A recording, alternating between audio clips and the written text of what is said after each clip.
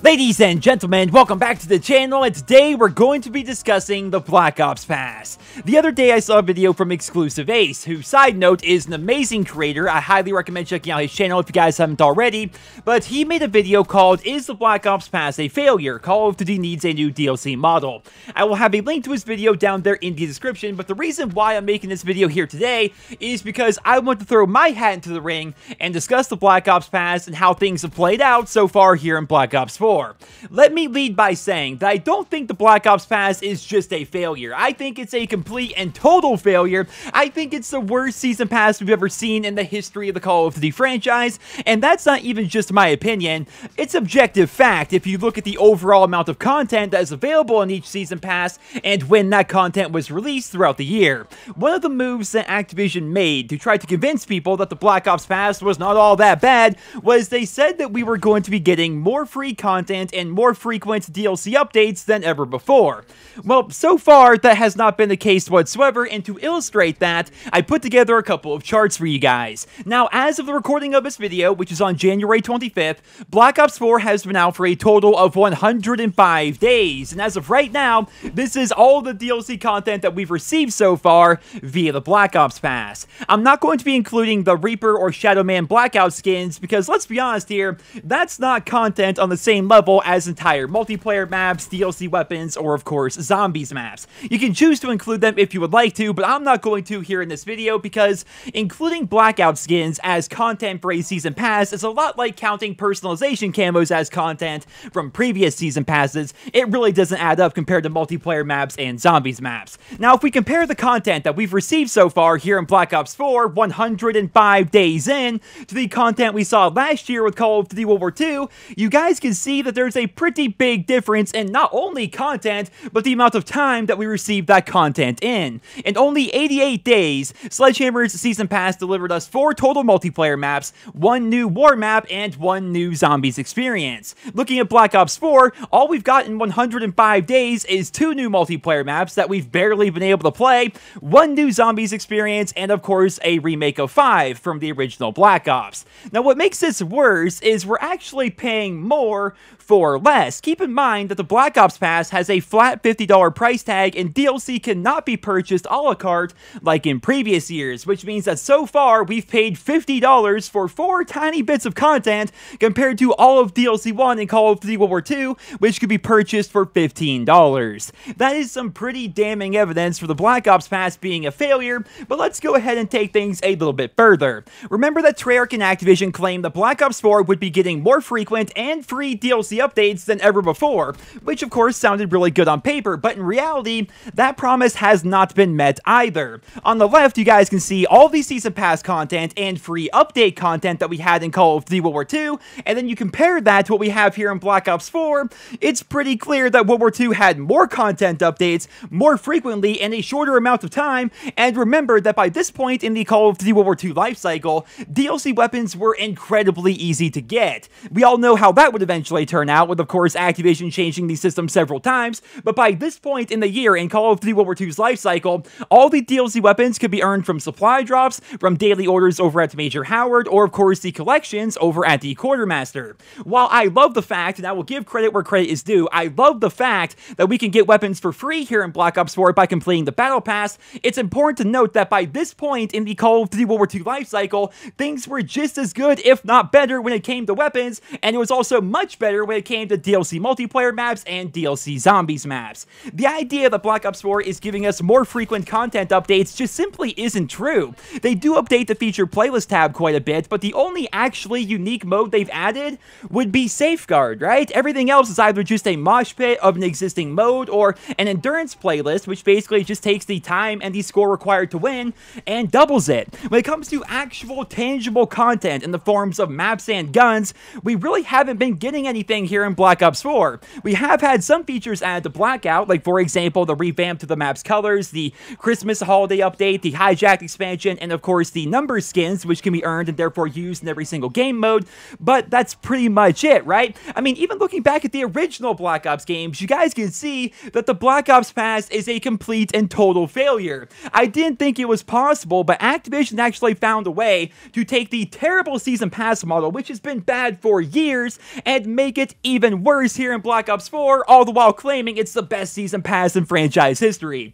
Even the original Black Ops, which came out over 8 years ago, had a better Season Pass. Think about that for a second. The original Black Ops has a better Season Pass and better, more frequent DLC content than Black Ops 4. Right? Think about that just for a second. Let that sink in. It's absolutely freaking absurd. Now, some of you may be thinking, well, this year isn't over yet. The Black Ops 4 lifecycle is not over yet. We're not really comparing apples to apples when we're only talking about Black Ops 4 a few months in versus the entirety of Call of Duty World War II or the entirety of Black Ops 3 or so on and so forth. And that's definitely true. The year is not over. Things could change, but the only way to make things better would be through a bunch of free content updates, because the paid ones that we already know we're getting definitely aren't going to cut it. Going back to Call of Duty World War II versus Black Ops 4 for a second, on your screen right now is everything that is guaranteed in the Black Ops Pass versus everything that was guaranteed from the Call of Duty World War II Season Pass. As you guys can see, there's no getting around it. The Black Ops Pass has us paying the same amount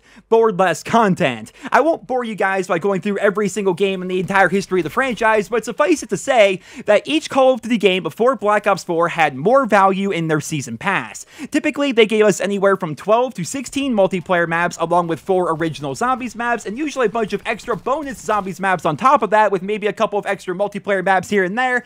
And all of this has left me wondering, how in the world did Activision think this was going to be a good idea, and how did they possibly try to sell this to us as a good value? It makes no sense whatsoever. What makes this even worse is the content that we have received so far, the content that we've paid for, can barely even be played, right? The new maps have been out for ages, and for a lot of us, they still aren't even in the regular map rotation. For those of us who are lucky enough to actually have the maps in the rotation, there are reports coming in from all over the world that queue times are now much longer and the overall connectivity is much worse because a lot less people bought the Black Ops Pass this year as compared to previous years. Now, as a YouTuber, I'm almost required to buy the Black Ops Pass, right? Part of what I do here on YouTube is cover updates and changes, and of course, entertain you guys with all sorts of different kinds of videos, but for the average COD fan, I see absolutely no value in the Black Ops Pass. There is no reason for you to own the Black Ops Pass whatsoever. It's the worst Season Pass we have ever seen. You won't be able to play the content that you paid for, and unless you're really into zombies, there's really no value in this whatsoever. The saving grace for the entire roller coaster of a journey that we've had so far involving the Black Ops Pass is that hopefully this will be the final year that the Season Pass is implemented. The Black Ops Pass had almost as much backlash as all of Infinite Warfare did, and if Infinity Ward reveals their new game, and then Activision reveals the Season Pass on top of that, I imagine the controversy and the backlash would be twice as bad as what we saw this year, and I don't think Activision wants to go through that again. I suppose it's also worth mentioning that if there is a Season Pass for Infinity Ward's next game, the only way they could potentially make it a little bit better would be to make it the best Season Pass we've ever seen. I'm talking like 20 DLC multiplayer maps, 8 zombies maps, a bunch of free DLC weapons, and everything else, but even then, even if they were to do that with Infinity Ward's next game, there is no getting around the core fundamental problems that the Season Pass system has. You're dividing the community, you're splitting the player base, and above all else, you're cutting core content out of the base game to repackage it later as DLC, and then masquerading around as if the game gets a lot of content updates. This has to stop. Pretty much every other game in the world has done away with the Season Pass. Most other games out there are doing away with loot boxes, and with Activision getting a new CFO recently, it's time for things to change from the top down. Now, don't get me wrong. Again, I like some of the changes that Black Ops 4 has made so far. I think that the Battle Pass system is a really good system. I like that we can get new skins and reactive camos and weapons relatively easily, but it's clear that we're paying for that quote-unquote free content by having the worst valued Season Pass in the history of the franchise. Black Ops 4 is way too good of a game to be ruined by a Season Pass and greedy corporate business moves, so it's on Treyarch, and it's especially on Activision, because Activision owns Treyarch. Everybody acts as if, you know, Activision's this big evil company. Well, they really are, right? They really are, because they control pretty much everything. People wonder, why doesn't Treyarch and Infinity Ward and Sledgehammer just break out on their own and make their own Call of Duty franchise?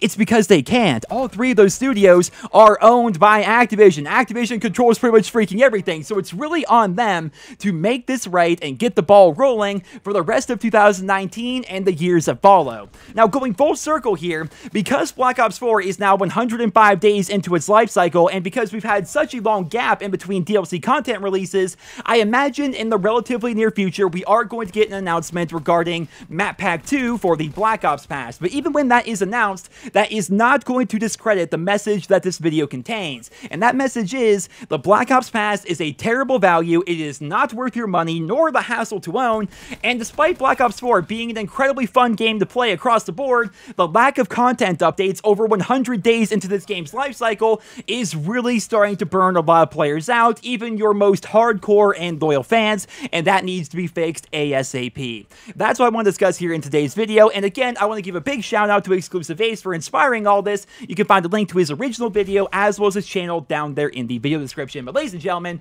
that's all I have for you guys today. Thank you all so much for listening, and just to wrap things up here with a little bit of extra news, the official numbers for the sales of video games in 2018 came out recently, and Black Ops 4 was barely beat out by Red Dead Redemption 2. I figured I should include that here in the end of the video, because people are always going to say that Call of Duty is a dead game, Call of Duty is dying, so on and so forth, but the reality is, those players are the people who are getting burnt out on the Call of Duty franchise. The series as a whole is doing really well. Every single year it does well. It was the second best-selling game of 2018 in the entire world, and in the United States, it was the best-selling game. And if you guys don't know, Call of Duty has been the best-selling game in the United States for 10 straight years, which is freaking absurd, right? Of course, these sales figures are not nearly as big as they were back in the heyday of like Modern Warfare 2, the original Black Ops, and Modern Warfare 3, but it's really hard to compare to that, right? I've talked about it so many times here in the channel. When Call of Duty blew up back in the heyday, it blew up in a way that most other games never have before and never will again. Like, the only games that can really compare to when Call of Duty blew up way back in the day would be like Fortnite and Minecraft. That's pretty much it, right? So to compare Call of Duty's sales figures now to what they were 10 years ago when it first got big really isn't a super fair comparison. I get where people are coming from, but it's not a super good comparison. What you have to do now is compare Call of Duty to the other games out there in the industry, and every single year it's either number 1 or number 2, and the only time that Call of Duty gets beat out by anything is a big Rockstar release. You know the games that beat out Call of Duty in like the past 10 years? It's been GTA 4, GTA 5, and Red Dead 2. That's pretty much it, right? Call of Duty otherwise is number 1 every single year, so it's still a super popular game that lots of people really enjoy, but these business practices, man, the season passes, the microtransactions, the loot boxes, it's all getting worse and worse as compared to better and better. The rest of the games industry is getting better, but Activision is getting worse. I wanted to discuss that a little bit here in today's video. But ladies and gentlemen, once again, that's all I have for you guys here today. Thank you so much for listening, and I hope you guys all have a wonderful day.